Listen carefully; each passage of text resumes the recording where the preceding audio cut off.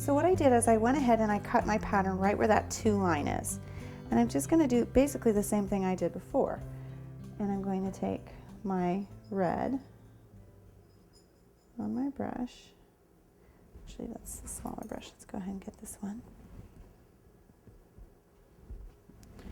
And I'm just going to write 2.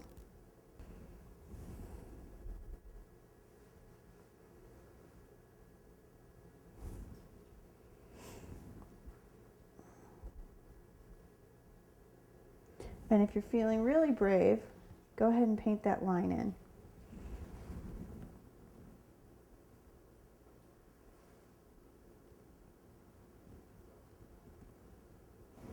And what I like to do is I like to put half the brush on the pattern and half the brush on the cake, and it'll give you a nice straight line when you move it off there.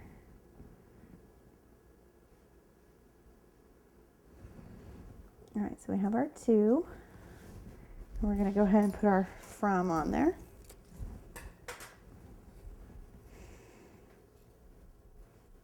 And we're going to just repeat the process.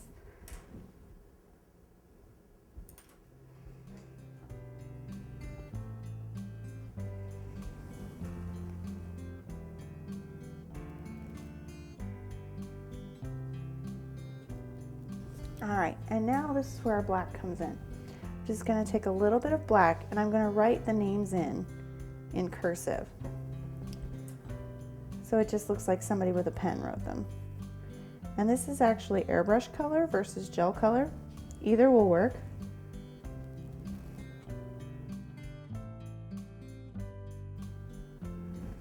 All right, so now that that's on there, we're going to go ahead and put our border on, and then we're going to put our cookies on, and we're going to be done.